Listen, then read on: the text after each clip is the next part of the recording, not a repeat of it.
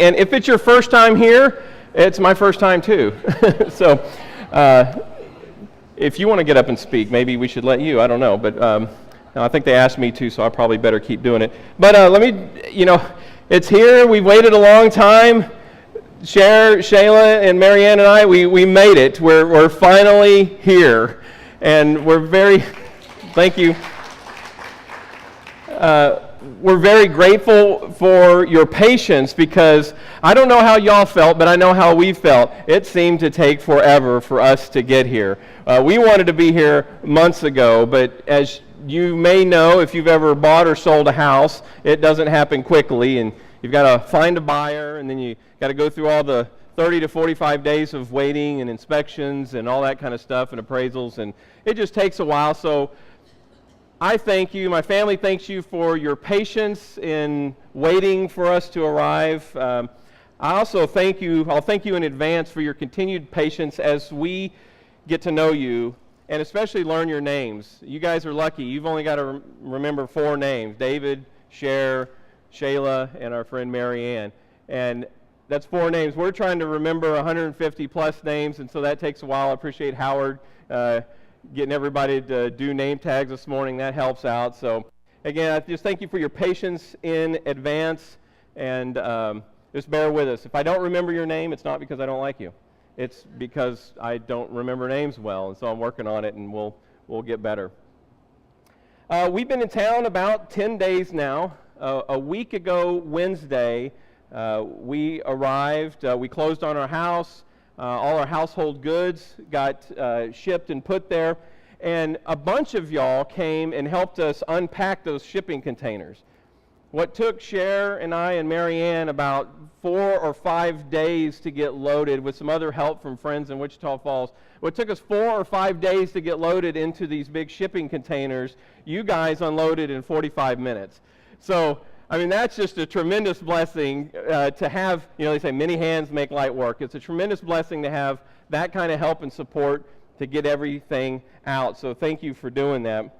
And then also there's a small group. I don't know if they have names. Do y'all call it the Mill Creek Small Group or something like that? The small group that meets up in the Mill Creek area. They came by last Sunday evening, and they basically just crashed our place. The doorbell rang. I went over and answered it. I'm like, well, who could that be on Sunday evening or whatever, And I opened the door, and there's a crowd of people out there, and they're like, surprise, And so they all came in, and that again was another blessing. Thanks for coming by. When we began looking for a house, the number one thing we had on our list was a house that was configured in such a way that we could show hospitality to people, that we could have people in our home, and that it was laid out well for that. And so we thank y'all for crashing our house and coming by. We want our house to be a house of hospitality. In a few weeks, we don't have a date yet, or at least in this first month, we will have an open house where we'll announce it, we'll send it out through our communication channels, and we're going to invite you to come by our house. It'll just be kind of a come and go event. You don't need to bring presents or anything. Just show up. It'll be another opportunity for us to get to meet you, hopefully learn your name, and also a time for you to know where our house is and say that you've been there before, so that in the future when we invite you, because we are going to invite you to our house, that you can say you've been there before and it won't be as strange. It'll always be a little bit strange because that's just us. But other than that, it won't be strange like you've never been there before. So when you hear about that plan to come, we'd love to have you out.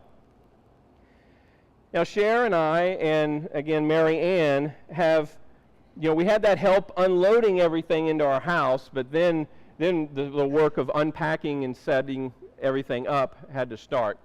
And our youngest daughter, Shayla, was away on a trip in Austria with the Oklahoma Christian University, with a school, and she was coming back on Monday. So we moved in on Wednesday. She was coming on Monday. Also, our oldest daughter, Darian, and her husband, Peyton, were moving from the Oklahoma City area to Florida. And they were going to come through and stay with us a few days, and they were also arriving on Monday. So that put a tremendous amount of pressure on us to get our house as ready as we possibly could. And so Sharon and I and Mary Ann, we just hit the pavement running. On Thursday morning, we woke up and we just got to work. And I could tell you, about 90 to 95% of our stuff is out of boxes. I mean, our house is set up, but I can also say this. I have never said this before about myself, but I was sick and tired of putting furniture together. Beds, dressers, desks, whatever you name it, then putting all that stuff together was just, you just get tired of doing it. I'm sure Cher was tired of unpacking and, where are we going to put things in closets, put things in dressers, put things in shelves, wherever they go. But, we've got it done. So we're well on our way being ready for that open house. And again, I encourage you to be there when it happens. Words are important. If you don't know that, words are important. And I want to become climatized here as quickly as possible to be, I don't know, socialized is the right word, but I don't want to be a foreigner. I don't want to be somebody that's from somewhere else. I want to be someone that's from the River Valley area. And so there's at least one word we need to work out, and I'll just give you a hint what this is like. It's like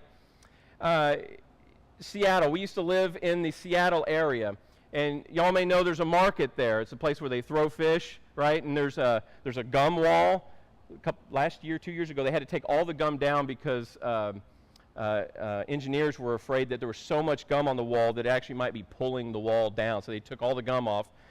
It's now covered with gum again. So the gum wall is back. There's also these big metal pigs you can get a picture with. I don't know why people do. But there's this, the market where people throw fish. You can tell a local person from a tourist by what they call that place. If you go there and you say, where is Pike's Place Market? Everybody's going to go, oh, you're not from around here. You must be a tourist. Because the place is Pike Place Market. There's no S on the end of Pike. So that's a little tip. If you go up to the Seattle area and you want to visit the market, just call it Pike Place Market and everybody will just think you're a local. So local, there's different language and different words for different areas, and so I need to sort this one out so that when we go to the grocery store, we use the right terminology. When you go to the grocery store, you get that thing with wheels that has a handle, a little baby seat, and where you put your vegetables or your purse there, and you push it around, you put your groceries in there, right? It looks like you got to turn it on. Is that on? It looks like my remote just, no, now it's on. It looks a lot like those things. Now I'm working. It looks a lot like this. So what I'm going to do, so I've heard it called a basket. I've heard it called a buggy. I've heard it called a cart. And I want to know what they call it around here. So on the count of three, we're going to go 1, 2, 3, and you're just going to say it out loud, whatever you call it. Ready? 1, 2, 3. Okay, so there's no consensus around here about what you're going to call it. I think I usually call it a basket or a cart, but anybody here is in the buggy group? Yeah, get out. No, just kidding. So yeah, people call it different things. Well, that's good. Then I don't have to worry about what we call it here. Let me start off lesson this morning with a story. This happened many years ago. A college student was driving home for Christmas vacation. It was cold, it was wet, and he was driving at night, and it was dark. And he got a flat tire on the highway. Well, as he got out in the rain, got soaked, and digging things out of his trunk, he realizes he doesn't have a jack. He doesn't have a jack to jack up his car, and so he's just out there in the rain and the dark and trying to figure out what to do, and he sees a light way off in the distance. And so he says, well, the only thing I can do is it's either live in my car till someone stops or I can start walking. And so he started walking. He walked and walked and walked, and eventually he got to, it turned out this light was at a nursing home. And so he knocks on the door, and one of the nurses answers the door and says, can I help you? And of course, here's this college student standing there dripping wet, and he says, yeah, I have a flat tire out here on the highway, and I don't have a jack. Do you have any idea how I could get some help? And so this nurse says, okay, well, you know what? Come on in, give him a towel and dry off a little bit. Let me call my husband, and he'll come out and help you. So she calls her husband. He picks him up at the nursing home, drives him out to his car, and gets out and even helps him begin to use their jack it up and get the tire off. And he pulls out the those donut spares. It looks like a motorcycle tire or something. And he says, "Son, how far do you have to go?" He says, "Oh, I go about 6 or 7 more hours." He's like, "Oh, you'll never make it on this tire." He goes, "I tell you what, I know a guy in town, owns a gas station that sells used tires for $5. Let's go into town and get you another tire." And so they load up his flat tire in the car, they drive into town, and they go to this gas station, get him a $5 tire, load it back up, take it back, and get him all set up and send him on his way. The next spring break, the guy comes back because he's just so enthralled, so impressed, so grateful for the help. He stops by the nursing home and he brings some flowers just to tell them thank you. Thank you for helping me. Thank you for being here and being of service to me, taking me in, a stranger in the night, and all that kind of stuff. I tell you that story because that story happened right here in the River Valley about 20 or 30 years ago. A friend of mine, Todd Davis, told me that story when he heard that we were coming here. And this is what Todd said about the area. He says, "Many say that God created the United States, but I can tell you he still lives in the Arkansas River Valley." And since we've been here, that's kind of been our attitude. It's like, it is beautiful here. There's an abundance of trees, an abundance of water, abundance of hills, and we are thrilled to be here. But not only just because it's beautiful in the scenery and the landscape, every person we have met has been super, super friendly. And I'm not just talking about y'all. I'm talking about people out in town. I went to the movie theater, when was that? Friday, Saturday? Whatever. I went to the movie theater, I think it was Friday, and I went to go see a movie. I'm a movie buff, so if you're a movie buff, get with me after church and we'll go hit the movies together. I go all the time. I love the movies. But I'm there, and of course, it's my first time at the movie theater trying to find my way, and the guy at the concession stand, I'm ordering popcorn. I don't know how it happened, but somehow he figured out that I was new around here. I probably said the wrong word. You get a popcorn or a popcorn, or I don't know. And anyway, he reached out his hand across the area. He said, "Well, welcome to the area." And we've had that happen 3 or 4 times. And so that's really neat. These encounters that we have with people influence us, and they cause us to have a perspective about the area or about the people that we're in or that we're passing through. And that's what we're going to talk about for the next several weeks. Perspective, excuse me, perspective is a mental view is the short definition. My perspective is my mental view. Your perspective is your mental view. And so everyone has a perspective. It's kind of like opinion, sort of. Everyone has a perspective or a view, a way they see things in the world. And over the next 4 weeks, we're going to talk about this. Today, we're going to talk about others' perspective of us, how other people see you and I. Next week, we're going to talk about our perspective of God, how we see and view God, what influences that, and how what we perceive, how that influences how we see other things in the world. Then we're going to talk about the next week our perception of others, how we see others, and then lastly, we're going to talk about our perception of ourselves. So when it comes to perception, many of you have probably been exposed to or familiar with the story of the blind men and the elephant.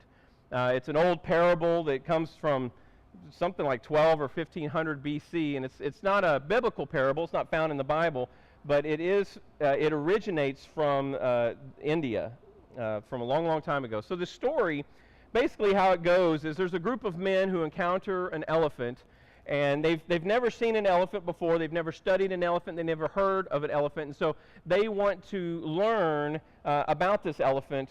And so one of them touches the trunk of the elephant, and he says, "An elephant is like a big, thick snake."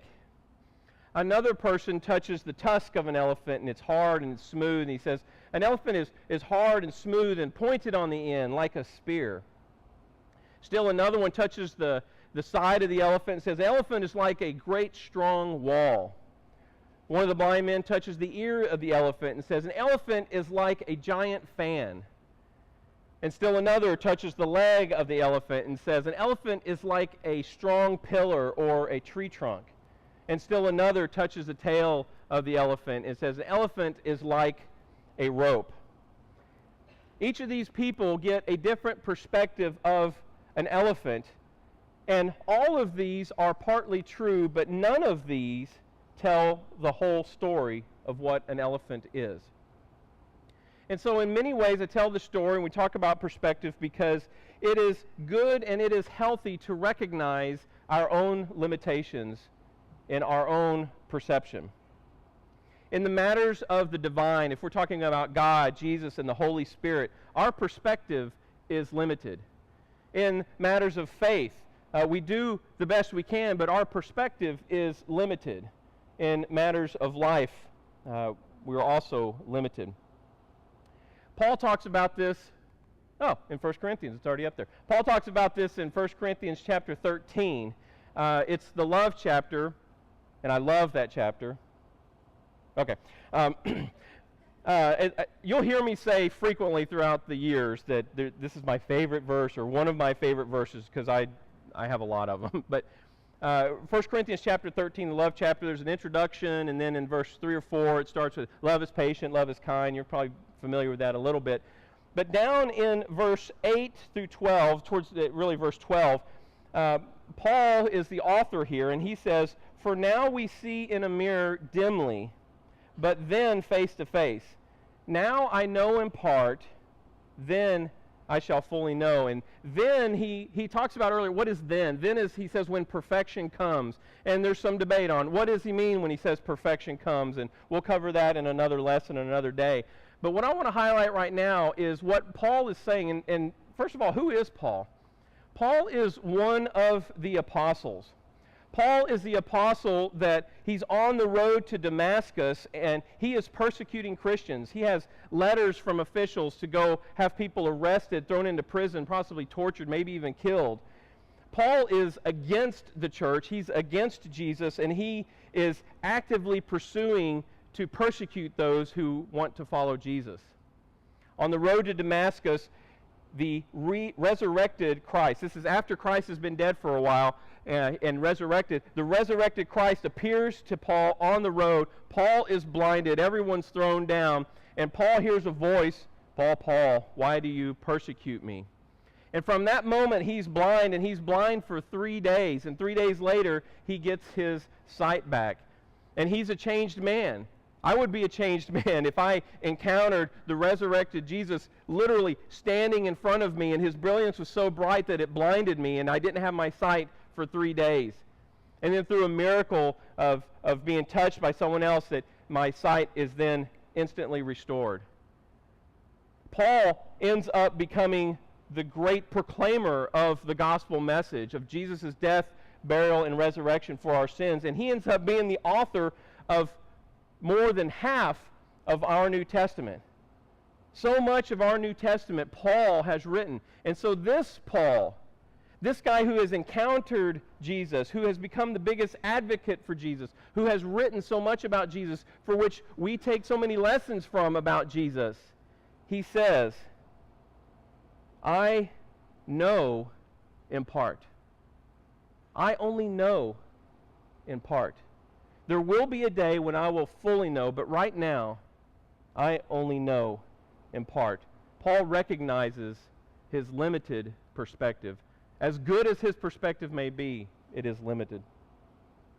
So, how do others see River Park? What's their perspective? Well, I'm going to tell you. I've had a few experiences with people. I'm going to tell you. When others, and when I say others, I'm talking about people who are not part of our regular get-togethers, our gatherings, our ministry work or whatever. I'm just talking about people out in the community, maybe people from other churches, people who live far, far away. What do they say about River Park? The reason I know some of these things is because when Sharon and I began to look for a church to work with, to teach, to lead, we were very picky. We were very, very picky. Of the 15 or 20 churches that I knew were looking, we only applied to 3. And we only applied to 3 because I was looking for a church where Jesus was. And I'm not saying all these other churches don't have Jesus. I'm just saying I want a church where it is clear to me that Jesus is there. And so I'm like an investigator when I get on the internet, and I'm trying, so if you're hiding from me, I will find you, right? I will find you. If you don't come to church more than 2 times in a row, I'm going to hunt you down. No. But I do some investigation, and so when a church says they're looking for someone to come in, I go to their website. And I read every stitch of any information that's on their website. If they have videos or audio posted of their sermons, I'll listen to a bunch of them. I'll go to their social media page, their Instagram or Facebook or whatever they have, and I will stalk them. You hear Facebook stalk somebody, like you become a new friend, and then you go and you start scrolling through their whole feed to see what they've been talking about. I did that for you guys. And as I'm scrolling down, besides the fact that I'm already looking or I'm already liking what I'm seeing, I scroll down, I'm looking at stuff, and I see, you know what? About 4 years ago, Patrick Mead checked in here. I guess he came here to be a guest speaker one time. And if you don't know Patrick Mead, that's okay. I know him. And Patrick Mead is someone I highly, highly respect. He is someone who goes and speaks all around the country, and not just in churches. He leads the 4th Avenue Church in Nashville, Tennessee, but he also goes and speaks at like police conventions and teachers organizations and nonprofits and business things, because his background is in psychology, I believe. But he goes and speaks all over the place. And he's a Christian man, and I look up to him, I'll be honest. Now, I know last Wednesday he was here at Westside. I don't know if any of y'all were over there to hear it. He spoke, and I think last year he was there again for like their summer series, and I think y'all had dismissed and Wednesday night met over there instead. But for some of y'all that know Patrick or know of him, I don't know if your opinion of him is the same. But when I saw that he had checked in here several years ago, I gave him a call.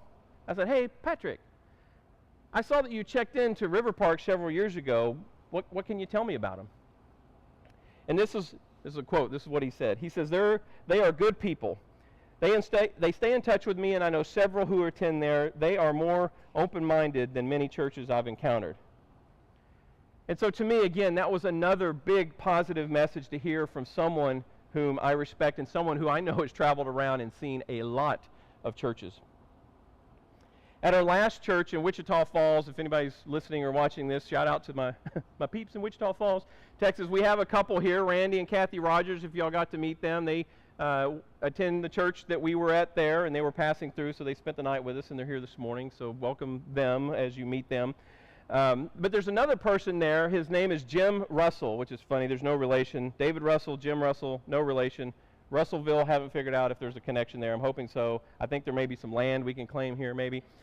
But my friend Jim used to be in ministry. He now serves his community as a superintendent of schools in the Texas area. But he used to be in ministry, and he used to be the preacher at a church. I don't know if it was Pottsville or maybe a little bit further down the road. But him and I had a conversation after our announcement. We'd already decided that we were going to come here. But he sent me this text message, and this is what he said. He said, is Jerry Don Woods at River Park? I knew him a little when I lived there. Great family. I'm like, oh, that's interesting, And so I replied. I said, yeah, he's one of the elders here. He's wonderful. And this is his reply. I'm jealous. I'm jealous. So again, another person, a friend of mine, someone who's been in ministry and understands, tells me that he knows someone, we didn't know that at the time, but he knows someone that is here and respects this person as well. I asked him later how he knew Jerry Don, and he said that many years ago, like in the 90s when they lived here, I think Jerry and Leanne had some kind of gathering at their home and invited people from around the area, and Jim and his wife Leah were one of them. And he said, we were just taken back at how gracious they were and how kind they were and how open in their house, and it just said a lot to us about the kind of people that the Woods family are. And I know I'm picking out people. I'm like, this is just what I have. So it's like, it's not like you're my favorite, Jerry Don. Everybody knows that Kent is, but and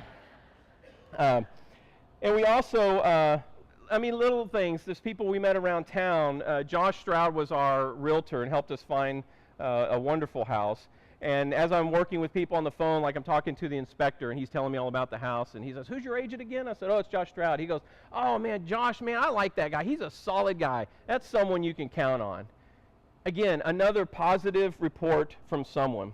And last week, y'all know, I don't know if y'all were disappointed or sad, but last week we went to Westside. We hadn't officially started here, so we said, well, here's an opportunity to visit another church in town because I'll be here every other Sunday, from here on out.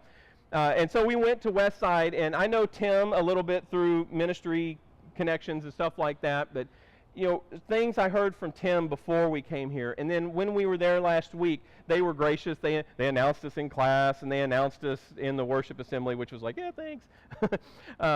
But so many people came up to us, and they're like, oh, River Park's a great church, a great family, a great bunch of people. And so I just want to tell you, you're doing a good job. You're doing a good job that people in the community, their perspective of you is one that is positive.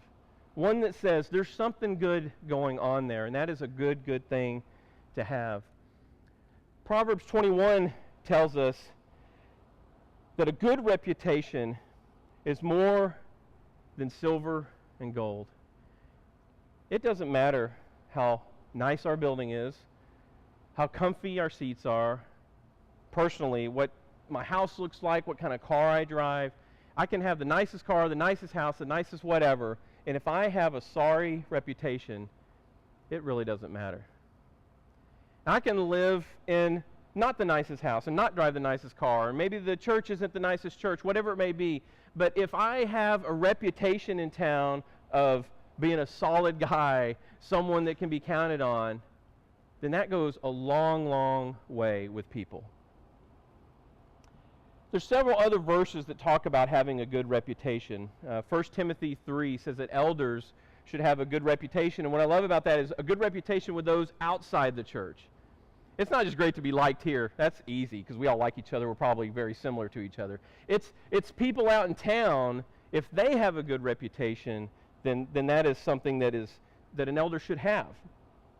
Acts chapter 16 talks about Timothy having a good reputation. And Jesus talks in the Sermon on the Mount about a good tree bearing good fruit and a bad tree bearing bad fruit. The fruit that we produce, the way that we live our lives, the way that we interact with people says something about the people we are. And people identify good fruit when they see it, and they spit out bad fruit when they try to eat it. And so the way our perception is around town is super important. Now, let me give one caveat, because it is possible for people to say something negative about you even when you're doing everything right. Like I said, Sunday at Westside, everybody, I'm not kidding, everybody had positive things to say about you guys. I have been in situations, and I have been in churches where people did not say positive things about another church down the road. It's kind of disheartening. You kind of wonder what's going on in these people's lives or why they're so harsh towards another group of people. But I have been in situations. 1 Peter chapter 3 talks about this, and this is 13 through 16. He says, "Who is going to harm you if you're eager to do good?" He says, "But even if you should suffer for doing what is right, you are blessed. Do not fear their threats. Do not be frightened. But in your heart, revere Christ as Lord. Always be prepared to give an answer to anyone who asks you for the reason for the hope that you have. But do this with gentleness and respect, keeping a clear conscience," and get this, "so that those who speak maliciously against you and your good behavior may be ashamed of their slander." There are going to be people in our lives whose perspective, I guess skewed, I don't know how else to say it, that we could be doing things well, and we are doing good works, and we are doing good things, whatever that may be, that will still speak ill of you. First Peter encourages us to keep going and to keep being kind. Keep being kind to those who maybe attack you. Keep being kind. Keep being gracious. So, that's all great. That's some good fluffy stuff. Do you feel good? I hope you feel you're like, yeah, we're awesome, right? I want to give you some steps here to talk about how do we continue to build a good relationship, or a good perspective, a good reputation. We have a good reputation now, and that's great. How do we continue to build that? We need some practical steps. What can we do to keep building a good reputation? In 2014, Forbes magazine read an article about how to build a good reputation, and it listed 10 things. I boiled it down to 4 because some of them are fairly similar. 10 things to build a good reputation. And what I love about it is when you're reading, I love business articles and things like that. When you're reading business articles and things about business or about leadership, I always find it interesting how many biblical truths come out of those writings. Forbes magazine isn't a religious or Christian magazine. They're a business and leadership magazine. Yet the truths that are in this article are very, very biblical, and I'll show you. And these are 4 things that we can do to continue to build a good reputation. Number 1 is do what you say you'll do. Do what you say you'll do. Be a person of integrity. Again, in the Sermon on the Mount, Jesus says in Matthew 5:37, Jesus says, "Let your yes be yes and your no be no." He's talking in the section there about swearing oaths.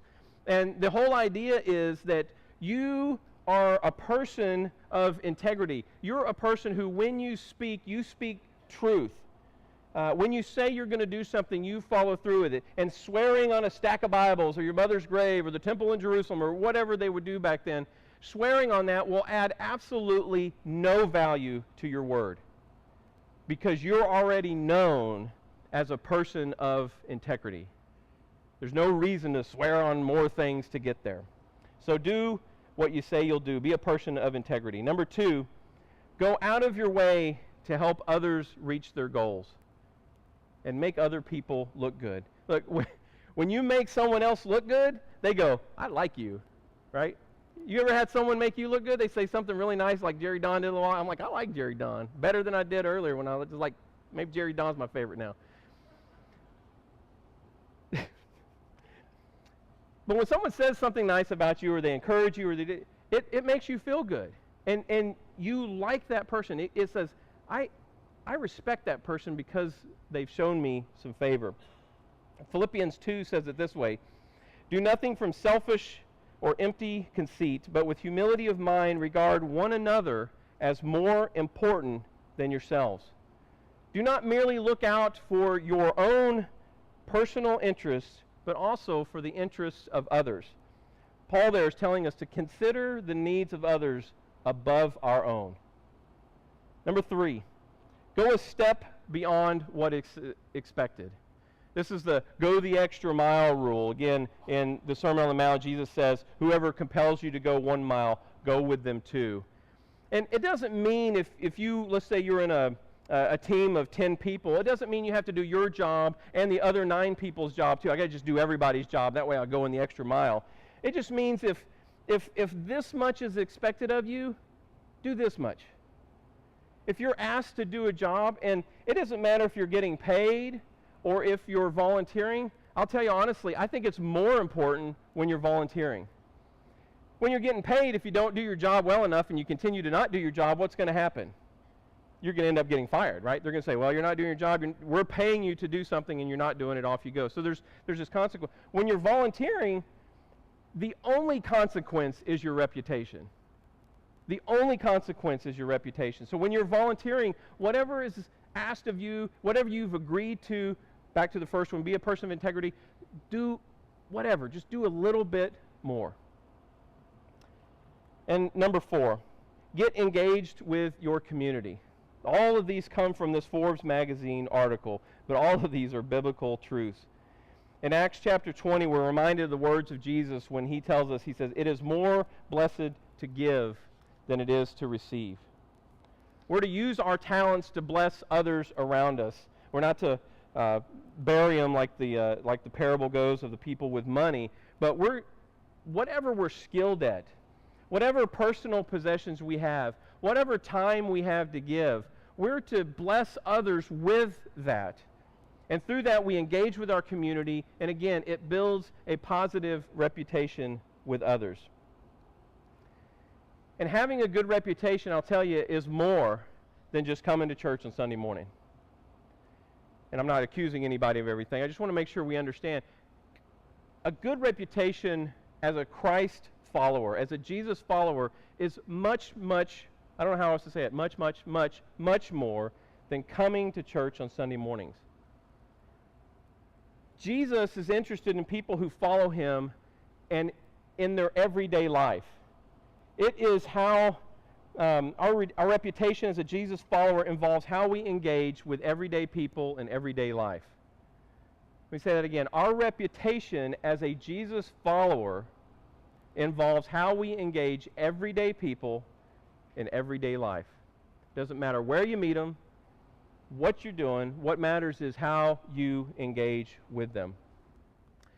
So let me conclude and wrap it up here with a few more comments. John chapter 13, Jesus says, "A new command I give you, to love one another. As I have loved you, so you should love one another. By this, everyone will know that you're a follower of me." By this, everyone will know you follow me when you love one another. The clearest sign we have of a follower of Jesus is how they love other people around them. And I tell you, just like Sharon and I, people want to be where Jesus is. They may not know it, and you may know some people that are not seeking Jesus, and that's fine. But when people encounter Jesus, and they encounter Jesus through us, it becomes a place that they want to be. Others will have an opinion of you. They will have an opinion of us. But remember, there's only one person that we're seeking really to please and really to have a good reputation with, and that's the Lord. It's not the elders. It's not your mom and dad. It's not the people sitting next to you in your row. It's not the church across town. It's not other Christians you know. There's only one person that we're really honestly seeking a good reputation with, and that is the Lord. It involves how we interact with other people, but the Lord is the one we're ultimately seeking to please. Now, while some may speak against you in time, they will be ashamed of doing so because of your good deeds. And we know that all good trees bear good fruit, so there is a clear sign to what we're doing. Jesus tells us that we should love, and as long as we keep loving God and loving others around us, we will find ourselves in the presence of God. Again, people are looking for Jesus, and they recognize him from afar when they see him by the love that people have for each other. And this isn't just us loving each other in here. That's a big part of it. It's also our love for people outside. So that is the reputation to strive for.